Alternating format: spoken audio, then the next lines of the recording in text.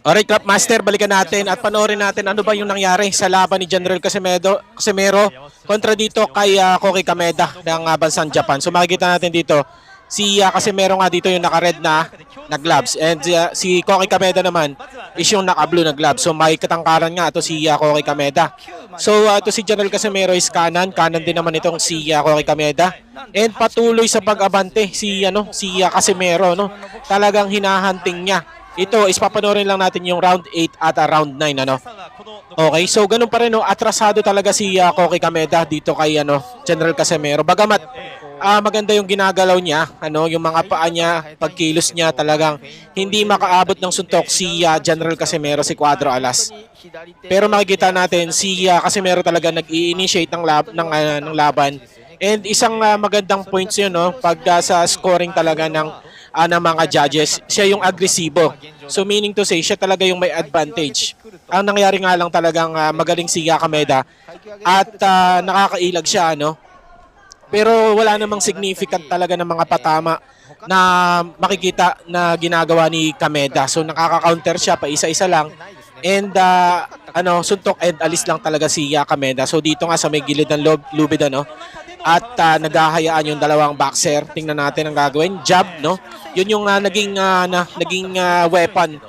Weapon ni Koki Kameda, yung jab niya talaga. Dahil may kahabaan nga yung mga galamay ni Kameda. And nagagamit talaga yung jab niya ng maayos. So talagang na-anticipate and natitigilan si Casimero sa pag-atake.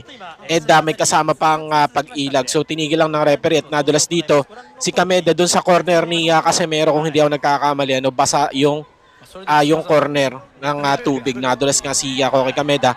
Inawit naman agad ng referee. So yun, hinahamon nga dito ni General Casimero na makipagsabayan na si Kameda. Pero hindi pa rin talaga nakikipagsabayan si Kameda. At punta pa rin sa kanan gamit ng jab and in and out alis agad and lumalaro sa may lubid, no. So nagfe-feint siya kung pupunta siya sa kaliwa, pupunta siya sa kanan and hindi talaga mahuli ni Casimero. Dito medyo na nakat ni Casimero yung ring pero umalis din agad si Kameda. And nakikipagsabayan dito si Kameda sa may gilid ng lubid and tumatapon nga ng combination si Casimero.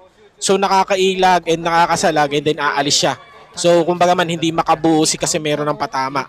So sinusubukan naman ni Casimero na tumama sa katawan para tumigil ito si Kameda pag-atras, pero patuloy pa rin si Kameda sa pag-atras. So may katibayan din yung pangangatawan ni Kameda dito nga round 8 and 31 seconds na lang natitira.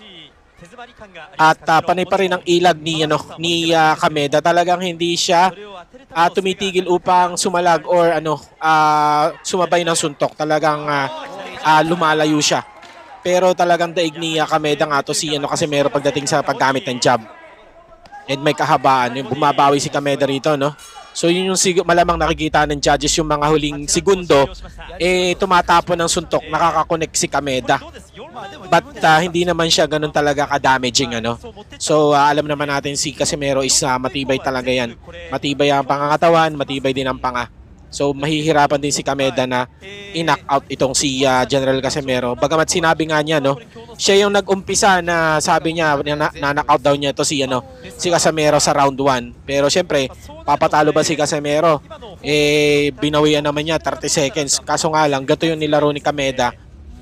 In a way, technically, napakaganda ng ginawa ni Kameda kontra kay Casimero. So nagkulang lang si Casimero sa siguro yung body shots talaga. So yun talaga dapat yung pinag-focusan ni Casimero dito upang talaga matigilan. And kailangan ni Casimero medyo maging square yung paa niya. Talagang nakatagilid siya, talagang naka-shoulder roll siya. So nakakatakas talaga si Kameda. Okay, tingnan natin dito sa round 9 and last and final round na papanoorin natin So hindi na natin papanoorin yung round 10 at nasa gitna yung dalawang boxer. At bumaanat na naman si Casimero ng 1-2 combination, no? So pagsuntok ni Casimero ng kanan, nandun para umiwas agad si Kameda at magtapon ng left hook. So naaabutan nga si Casimero ng left hook. So hindi na set up ni Casimero. So more likely dapat talaga may jab sa katawan or nagpondo na si Casimero ng mga patama sa katawan para hindi ganun makatakas si Kameda. Pero patuloy pa rin si Casimero sa pag-hunting. Gusto talaga niya ni Casimero patamaan sa mukha ng malakas. Ngunit yun nga yung pinaghandaan ni Kameda dito. At hirapan talaga si Casimero makapagpatama. Okay, dito 2 minutes na lang sa round 9. Tuon-tuon na si Casimero. Patama, nakasalag agad si Kameda. Yung kanan na nasuntok, nasasalag agad ni Kameda.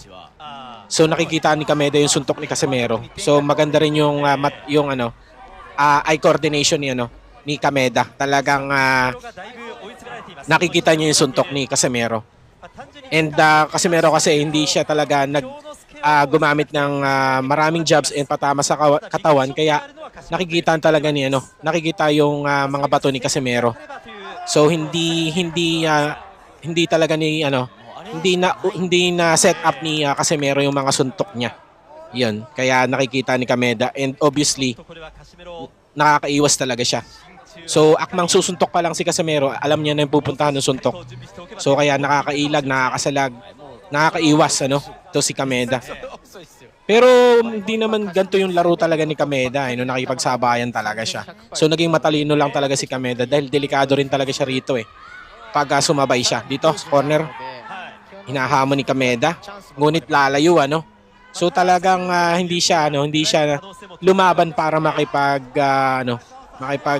sagupaan, makipaggera yung katulad ng inaasahan natin. Okay, so nasasalag naman ni Casimero gamit yung shoulder roll, yung Philly shell ni Floyd Mayweather. Hindi rin matamaan si Casimero ng jab sa katawan na ginagawa ni Kameda. Pero yung jab talaga matilos, matalas yung jab ni Kameda. Mahaba. So, saglit. And 20 seconds na lang, papanoorin natin. So, yun lang, Craftmaster, nakita natin. Casimero natalo nga dito. Pero, in a way, okay lang yan. And yun lang muna, Craftmaster, at maraming salamat.